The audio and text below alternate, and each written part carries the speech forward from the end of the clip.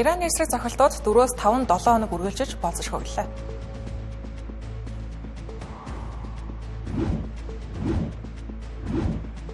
Персийн булангийн орнууд Иран, Израиль, Америк нэгдсэн улсын асуудлаар яаралтай хэлэлцэв.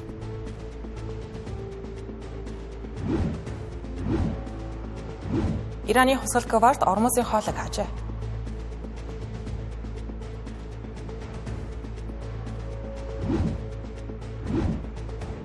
Франц улс сүмийн зэвсэгтэй онгоцнуудыг Европын холбоотон улс орнуудад төрөх хугацаагаар байршуулна.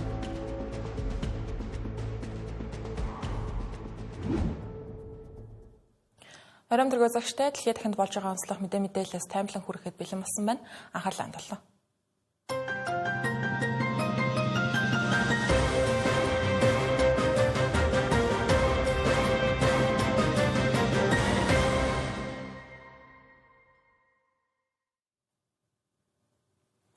Америк нэгдсэн улсын төрийн департамент ойролт орондод байгаа Америкчуудад буюу иргэдтэй нэн даруй бүс нутгийг орхин гарахыг шаардаж байна. Дональд Трамп Иранд хийж байгаа Америк нэгдсэн улсын довтлооны хамгийн том хэсэг нь хараахан эхлээчгүй байна гэж хүртэл хэлж байгаа. Иран болон түүний холбоотон бүлэглүүд Персийн болон дахь Америк нэгдсэн улсын холбоотнуудад мөн цохилт өгсөөр байна. Үүнтэй зэрэгцэн Израиль, Ливаны Бейрут хотод Хезболлагийн байрууд руу цохилт өгч байгаа юм. Иран болон Ливанд одоогийн байдлаар амиа алдсан хүмүүсийн тоо аль хэдийн 600 давсан байна. Өнөөдөр Дональд Трамп CNN агентлагт өгсөн ярилцлагада Америкийн Иранд хийж байгаа том хэмжээний өргөн хүрээний энэхүү довтлого нь хараахан эхлэргүй байгаа гэж хэлсэн байгаа нь анхаарлыг татаж байгаа. Тэгэхээр сэтгүүлчдэд дайнтай холбоотой зорилгоудаа тайлбарлахдаа Ираны пуужингийн чадварыг устгаж, Тэнгисийн цэргийн хүчнийг нь сөнөөж, цөмийн мөрөөдлийг нь дуусгаж, босогч бүлгүүдэд зэвсэг нийлүүлэхийг нь зогсоохоо гэж тодорхойлж хэлж байгаа юм. Одоогоор Америк нэгдсэн улсын төрийн департамент Йордан, Бахрейн, Ирак, Катар, Кувейтийг ажилтнуудыг заавал гарах тушаал өгч байгаа. Аман Америкийн иргэдийг ойролт орондоос шууд гарахыг зөвлөж байна. Израилийн Техран Бейрутад зэрэг хийж байгаа довтлооны тухайд Ираны засгийн газар цэргийн объектууд болон Ираны дэмжлэгтэй Хезболла бүлэглэлийг чиглэж байна гэсэн ийм тайлбар өгсөн байна. Үүний яг өмнөхөн Америк нэгдсэн улсын төв командлал X платформ дээр Америкийн зэвсэг хүчнийхэн Ираны хусгал говардын төв байр, удирдлагын байгууламж, замун Ираны агаараас хамгаалах чадвар, пуужин болон дроны байгууламжууд цэргийн нисэх онгоцны буудлуудыг устгасан гэж мэдээлсэн байна. Ираны хийж байгаа цохилтуудын тухайд нарийн харах юм бол Сауди Арабид Риядад байрлах Америк нэгдсэн улсын элчин сайдын яамыг Иран довтлоонд өртүүлсэн байж магадгүй. Сауди Арабын батлан хамгаалах яамны зүгээс энэхүү довтлогыг баталж жижиг хэмжээний гал гарсан гэж мэдээллээ. Одоогоор гэмтэл авсан хүн бол байхгүй. Батлан хамгаалах яамны мөн мэдээллээр Рияд аль хардаг хотуудад ойролцоо 8 дроныг устгаж чадсан байна. Катар улсын тухайд CNN болон Reuters агентлагийн авсан дүрсэнд Катарын дээгүүр үл мэдэгдэх объектууд унаж байгаа нь харагдаж байгаа. Орон нутгийн цагаар 1 цаг 50 минутанд чанга хэмжээний дэлбэрэлт сонсогдсон байна. Кувейтийн тухайд пуужин болон дроны довтлооны эсрэг хариу арга хэмжээг хэдийн авч эхэлсэн гэж армийн ерөнхий штабаас мэдээлж байна. Энэ мэтчлэн Ираны хариу довтлооны цар хүрээ Бахрейн, Йордан, Кувейт, Катар, Арабын нэгдсэн Эмират зэрэг улсууд руу хүрэхээр хэмжээнд өргөн цар хүрээнд явагдаж байгааг Дональд Трамп хүртэл гайхаж байгаа гэдэг өнөөдөр ярилцлагынхаа үеэр хэлсэн байна. Дараагийн онц мэдээ. Энэхүү Персийн булангийн орнууд Ираны эсрэг дайнд баримталж ирсэн төвийг сагсан байр суурь орхин ирмэг дээр ирлээ гэж хэлж болохоор нөхцөл байдал үүсэж байна. Иран, Израиль, Америкийн хооронд үүсэж байгаа мөргөлдөөний явцад Иран Персийн булангийн орнууд руу довтлогоо удаа хийж байгаа. Одоо тэдгээр улсууд хариу арга хэмжээ авах шаардлагатай гэж үзэж эхэлсэн байгаа юм. 6 гишүүнтэй Персийн булангийн хамтын ажиллагааны зөвлөл дотроос Арабын нэгдсэн Эмират улс энэхүү санаачлагыг тэргүүлж байна. Ираны эсрэг өөрийгөө хамгаалах арга хэмжээ авахыг уриалж байгаа юм. Ирантай харьцангуй ойр харилцаатай гэгддэг Катар улсын зүгээс хүртэл манай ард түмэнд халдсан довтлооны төлөөсийг төлөвлөх ёстой гэж байна. Одоогийн байдлаар Доха халдлагад хариу болон шингэрүүлсэн байгалийн үйлдвэрлэлээ зогсоосон байна. Катарын ерөнхий сайд Асан Хамад бин Жасим бин Жабер Ал Тани Иран эдгээр халдлагаараа хусадмал байдлыг намжаахын төлөө бүх боломжоор чармайж ирсэн Персийн булангийн дэмжлэгийг алдлаа гэж хүртэл анхааруулж байна. Цаашдын харилцаанд арилгахад маш бэрх эргэлзээг үүсгэлээ гэж тодорхойлж байгаа. Персийн булангийн орнууд мөргөлдөөнд оролцож эхэлнэ гэдэг нь ойролт орондын ирээдүйг тодорхойлох үс асар том үйл явдал болох байна.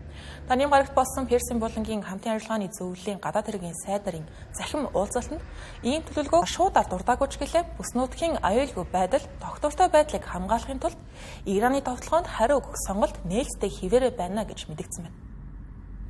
Ираны үндэсний аюулгүй байдлын дэд зөвлөлийн нарийн бичгийн дарга Али Лариджаны Ираны тактикийг Персийн болон дахь Америк нэгдсэн улсын цэргийн баазуудад чиглэсэн давталгаа гэж зөвтгөж байна. Тэгэхээр бид эдгээр улсуудыг давтлах бодлого байсан. Гэхдээ танаа улсын баазуудыг бидний эсрэг ашиглаж Америк нэгдсэн улс бүс нутагт өөрийн хүчээр ажиллагаа явуулж байгаа тохиолдолд бид тэднийг ойлгохоосоор аргагүй гэж тайлбар мөн хийсэн байна. Гэхдээ одоогийн байдлаар зочид буудал, орон сууц, нефть боловсруулах үйлдвэрүүд өргөн хүрээний давталгаанд өртөж байгаа нь хэтэрсэн хариу арга хэмжээ гэгдэж байна. Шинжээчдийн зүгээс Ираны стратегийн зорилго нь Персийн булангийн орнуудад эдийн засгийн доголдол үүсгэж, зовлмаар тэднийг Дональд Трампыг дайныг зогсоохыг шаардахад хүрэхэд оршиж байна гэж дүгнэж байна. Одоогоор Ираны дрон Сауди Арабийн Рас Танура дахь нефтийн боловсруулах үйлдвэрт цохилт өгснөөс гадна Оман улс Маскатаас 50 милийн зайд газрын тос тээвэрлэгч танкер халдлагад өртсөн гэдэг юм мэдээлж байна. Катарын Батлангаалах яамны зүгээс Ажуулдүрийн хот дахь эрчим хүчний байгууламжуудад 2 дроны цохилт бүртгэгдсэн гэж байна. Гэхдээ Иран Америк нэгдсэн улсын довтлогонд хариу болгон Америк нэгдсэн улсын баазуудыг онилох нь урьдчилан таамаглагдаж байсан зүйлээ гэж хэлж байна. Учир нь өнгөрсөн 6 дугаар сард болсон 12 хоногийн дайны төгсгөлд Катар дахь Америк нэгдсэн улсын агаарын бааз руу бараг бэлгэдлийн шинжтэй довтлогоо хийгдэж байсан жишээ байна. Гэхдээ энэ удаагийн нөхцөл байдлын тухайд Ираны довтлогооны цар хүрээ хурд хэмжээний хувьд ийм их байна гэж төсөөлөгдөөгүй байсан. Одоогоор Арабын нэгдсэн Эмират улс эсэргүүцэл илэрхийлж Техранаас ичингээ татан авсан байна. Өмнө тус улсын зүгээс 174 баллистик пуужинг илрүүлж үүнээс 161-ийг устгасан 13 нь тэнгис тунсан гэж мэдээлэл. Өмнө 689 Ираны дроныг илрүүлж 645-ыг нь саатуулсан. Гэхдээ 44 нь нутаг дэвсгэрт нь унсан байна. Одоогийн байдлаар 3 хүн амиа алдаж 68 хүн Арабын нэгдсэн Эмират улсад шахагдсан байна. Ирантай холбоотой дараагийн онцлог мэдээлэл Ормосын хоолойтой холбоотой.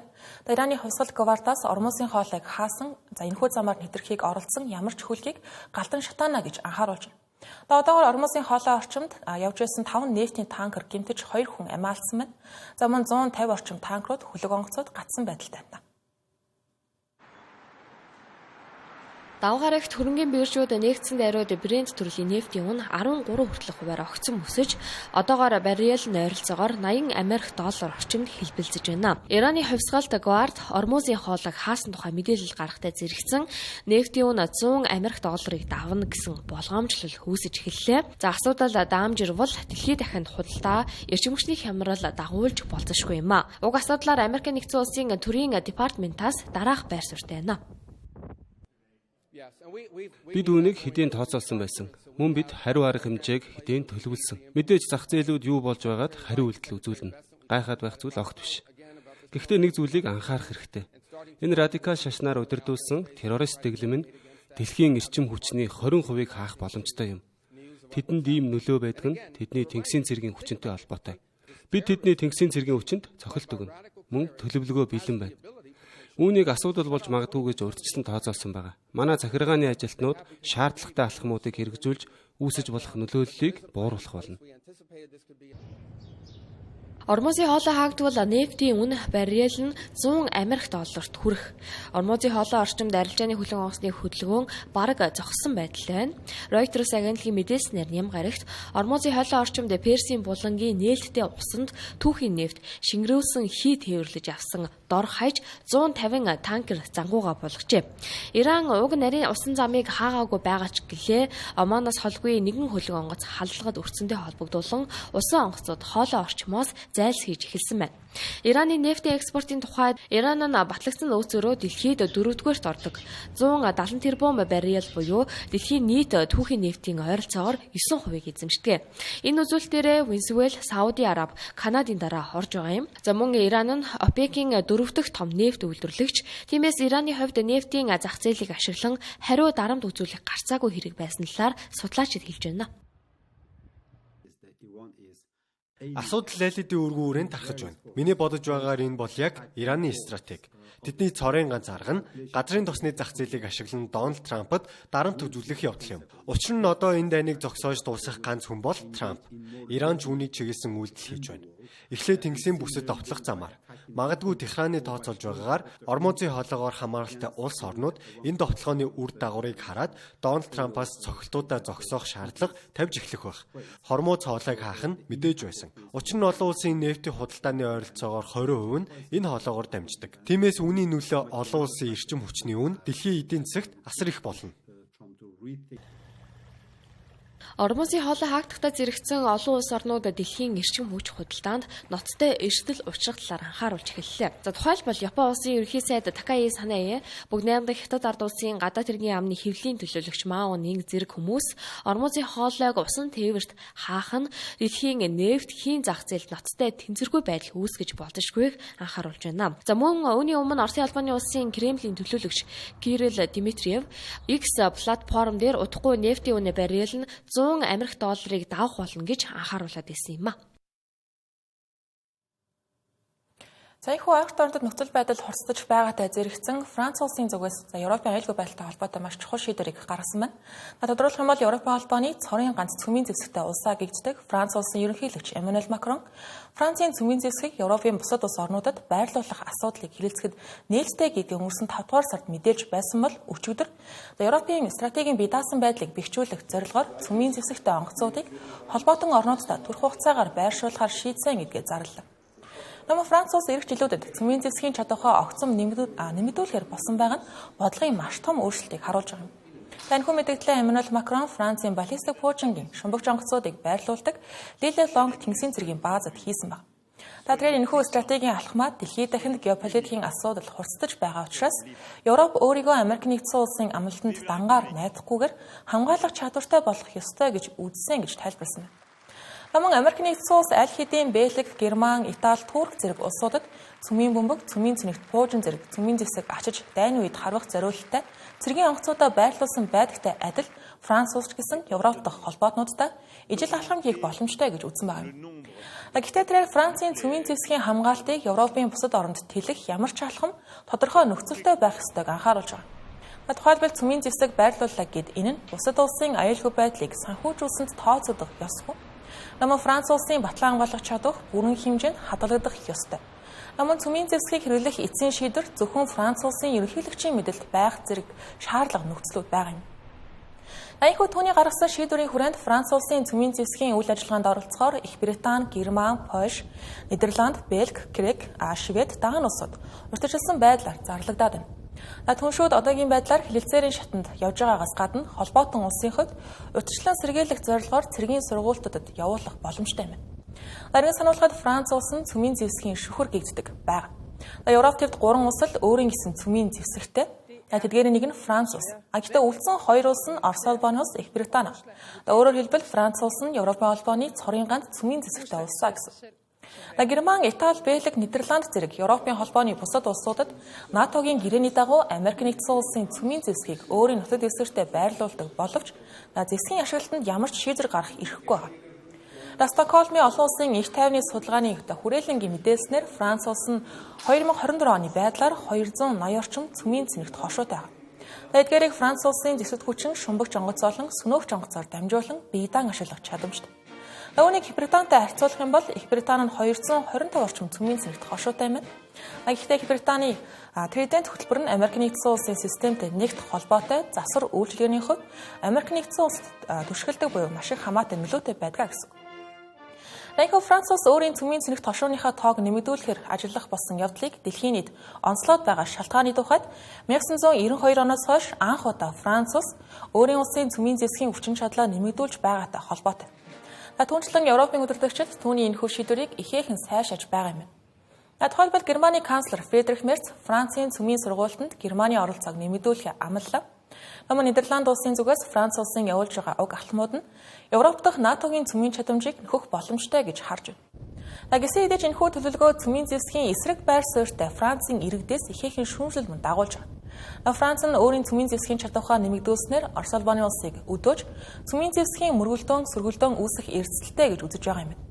Харин Эммануэль Макроны тухайд энэхүү шийдвэрээ дэлхийд дахинд гарч байгаа мөргөлдөөн, аюул занал хийлэл, Америк нэгдсэн улсын Европ дахь батлан хамгаалах байр суурийн огцом өөрчлөлт, Европын бие даасан батлан хамгаалах салбарыг хөгжүүлэх шаардлагын хүрээнд Франц улсын гаргаж байгаа хариу үйлдэлээ гэж тодорхойлжээ.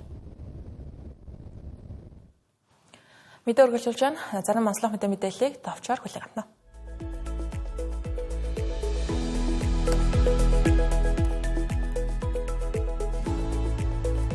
Пакистан болон Афганистан улсын хилийн дагуух зэвсэгт мөргөлдөөн 5 дахь өдрөө үргэлжилж байна.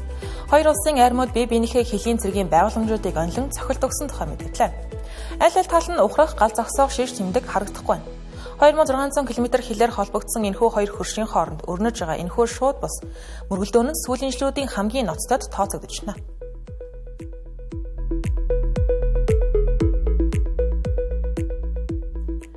Америк нэгдсэн улсын төлөөлөгчдийн танхимын хяналтын хороо бүгд найрамдах намын санаачлагаар ерөнхийлөгч асан Билл Клинтон болон төрийн нарийн бичгийн дарга асан Хиллари Клинтон нарын мэдүүлгийн дүрс бичлэгийг олон нийтэд ил олглоо. Тэд Жеффри Эпстейнтэй холбоотой баримтуудын хүрээнд байцаагцсан. Мэдүүлгийн үеэр тэд Эпстейн 2008 онд насанд хүрээгүй охтыг биеийг нь үнэлүүлсэн гэх хэрэгт бурууга хүлээх хүртэл түүний гэмт хэргийн талаар огт мэдээгүй байсан гэж мэдүүлжээ.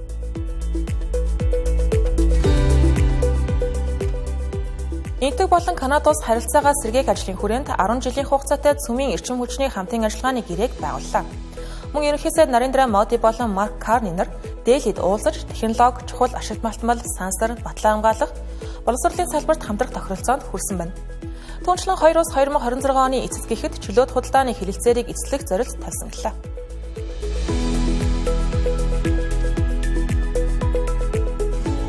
Хятад улсын 5 жилийн төлөвлөгөөд хөгжлийн бодлого баримталдаг болсон.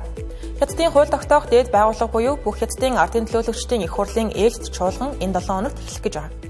За энэ үеэр 2026-аас 2030 онд хэрэгжих 15 дахь удаагийн 5 жилийн төлөвлөгөөний чиглэлийг хэлэлцэн батлах байна.